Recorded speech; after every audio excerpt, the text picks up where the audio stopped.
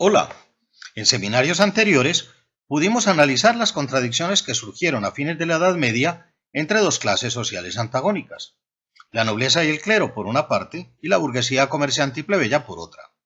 En esta sesión nos concentraremos en comprender algunas de las luchas que dieron los burgueses por hacerse al poder, pues varias de sus estrategias dieron origen a los sistemas políticos que tenemos hoy. Si recordamos presentaciones anteriores, los señores feudales vivían enfrascados en sus luchas internas por la tierra y por sus privilegios, pero dominaban en sus propios feudos, donde fijaban sus leyes, actuaban como jueces y cobraban impuestos a las actividades económicas.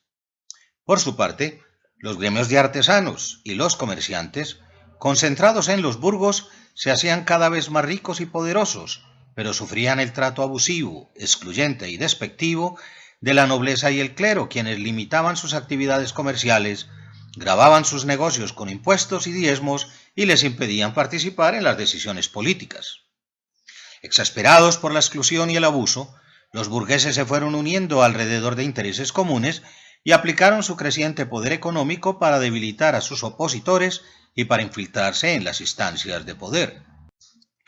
Pero la nobleza y el clero eran muy fuertes, y por más de 500 años la burguesía europea, unida alrededor de un interés económico común, debió desarrollar múltiples estrategias para controlar el sistema social.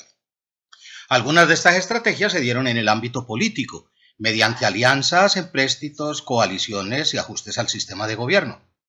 Entre ellas, vamos a destacar el desarrollo de dos modelos especialmente efectivos, de los cuales hablaremos en un seminario posterior: el absolutismo real y los estados modernos. Otras batallas particularmente efectivas se dieron en el ámbito ideológico.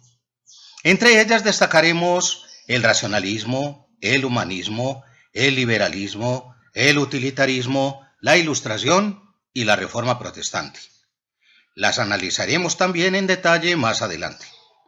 Pero la victoria final de la burguesía sobre la nobleza se dio realmente mediante revoluciones violentas y luchas armadas, entre las que se destacan la gloriosa Revolución de Inglaterra de 1688, la Independencia Americana de 1776 y la Revolución Francesa de 1789. El triunfo militar le dio finalmente a la burguesía la oportunidad de definir el sistema político y creó los estados modernos. Los dispositivos de la burguesía por hacerse al poder influenciaron tanto el pensamiento económico y político mundial que nuestros sistemas sociales actuales no pueden entenderse sin aludir a ellos. Conjuntamente y por separado, estas estrategias pueden ser altamente complejas, pero vamos a tratar de caracterizarlas brevemente en las diapositivas siguientes.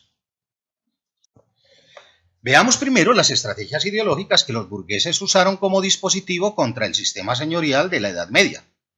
Comencemos diciendo que desde mediados del siglo XIII los comerciantes plebeyos no solamente se apropiaron de gran parte de la riqueza económica de Europa y del mundo, sino también de los conocimientos más avanzados de la época.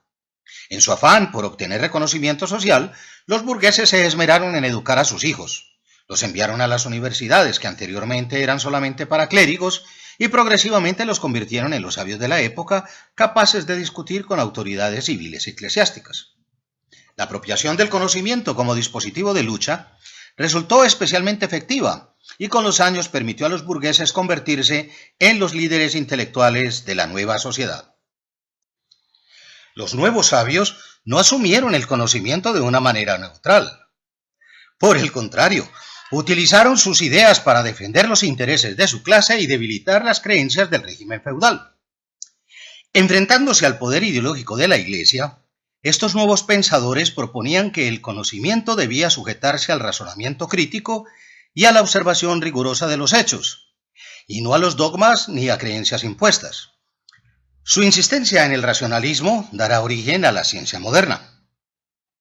En contra de la concepción cristiana, que consideraba a los seres humanos como pecadores irredentos, sin más valores que los que les concede la gracia divina, los pensadores burgueses insistían en reconocer al hombre como centro del universo, en la plenitud de su grandeza y su belleza, reivindicando sus valores materiales e intelectuales.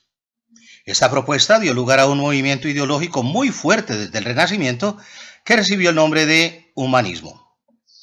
Los ideólogos burgueses enfrentaron también los controles y abusos de los señores feudales, proponiendo que la libertad individual es el bien más preciado de toda persona.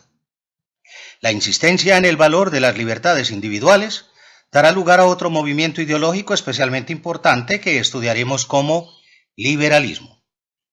En un ambiente que proponía la pobreza como la opción de la población plebeya, los sabios burgueses consideraban que buscar la riqueza y beneficiarse de los esfuerzos personales son una opción moral completamente legítima. Esta concepción dará lugar al utilitarismo, una corriente que se fortalecerá como sistema ético en los años siguientes. Adicionalmente, y en contra de los privilegios excluyentes que clérigos y nobles retenían para su clase, los burgueses defendían la igualdad de todas las personas ante la ley y proponían que los privilegios de unos pocos se reconocieran como derechos humanos universales. Dichas propuestas eran revolucionarias para su época y por eso la gente empezó a denominarlas ideas modernas.